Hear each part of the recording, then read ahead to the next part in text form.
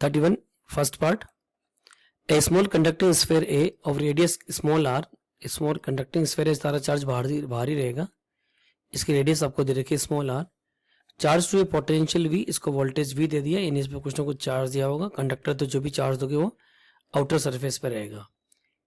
Is enclose by spherical conducting shall be of radius capital R, इसको आपने cover करना है एक रेड शेल से जिसका नाम आपने बी दे दिया और उसकी रेडियस आपने दे रखी capital R. If A and B are connected by thin wire, अब आपने ए और बी को वायर से जोड़ दिया like this. Calculate the final potential the sphere है, स्फीयर ए पे फाइनल वोल्टेज कितना वो निकालना है और शेल पे कितना वोल्टेज है वो आपको निकालना है। अब जैसे ही टच करोगे आपको पता है जो भी चार्ज इनर सरफेस पे पूरा का पूरा बाहर वाले सरफेस पे आ जाएगा, ये प्रॉपर्टी तुम्हें पता है।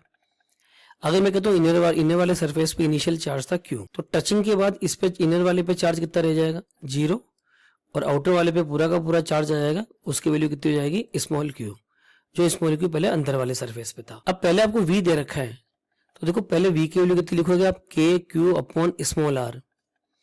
अब मैं पोटेंशियल इनर वाले की बात कर रहा हूँ, इनर वाले पे बेसिकली चार्ज नहीं बाहर वाले पे चार्ज है, उसकी वजह से पोटेंशियल होगा, तो उसकी वैल्यू क्या लिखोगे के क्यू अपॉन कैपिटल आर। यहां से के क्यू की वैल्यू कितनी लिख रहे हो तुम V into R, K into small Q is V into R, ultimately potential A point पे कितना हो गया V into small R upon capital R. अब तुम्हें पता है वैसे लॉजिक तुम्हें पता है टच करते दोनों जगह का पोटेंशियल सेम होता है, सेम आंसर बी के लिए लिखोगे और कैलकुलेट करोगे तो भी ऐसे करो, तो potential at B is also given by K Q upon capital R, this will also written as V into small r upon capital R.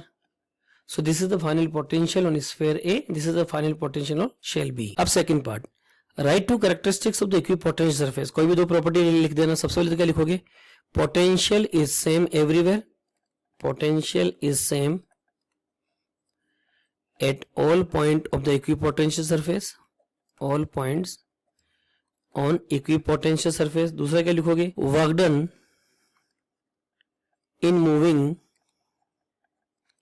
a charge on equipotential surface is 0।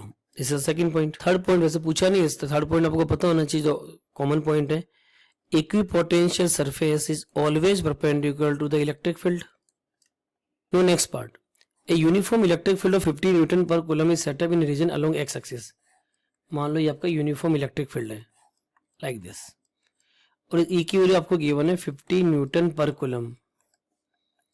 If the potential the origin is 220 volt, ये origin है जिसकी coordinate है 0,0, यहाँ पे आपको voltage दे रखा है 220 volt. Find the potential at point 4,3, यानी यहाँ से एक्स एक्सिस पे 4 चले, वाई एक्सिस पे 3 चले, मान लो ये 3 है, इस पॉइंट की कोऑर्डिनेट है 4,3, यहाँ पे आपको वोल्टेज निकालना है। अब आपको ये बात तो पता है इस लाइन पे पोटेंशियल सब जगह सेम होगा, इस लाइन पे पोटेंशियल सब जगह सेम होगा, तो हम यहाँ का पोटेंशियल निकाल लेंगे, वही पोटेंशियल यहाँ का होगा। अच्छा आपको एक चीज और पता है, along the direction of the electric field potential decreases, यानी 220 से तो कम ही आएगा इस जगह का पोटेंशियल, ये भी पता चल गया। अब कितना कम आएगा वो हम निकाल लेते हैं। बेसिक फॉर्मूला क्या है, E is given by dV by dr। What is the value of the dV, dV is given by E into dr। What is the value of the E, that is 50। Displacement x axis पे आप कितना चले, only you are moving 4, तो 50 into 4 200, यानी यहां से यहां जाने पे वोल्टेज 200 टूट गया, पहले वोल्टेज 220 वोल्ट था, सो पोटेंशियल वहां पे कितना हो जाएगा 220 minus 200 it is given by 20 volt. So you will write potential at 4,3 will be written as 20 volt। So this is the answer of this problem।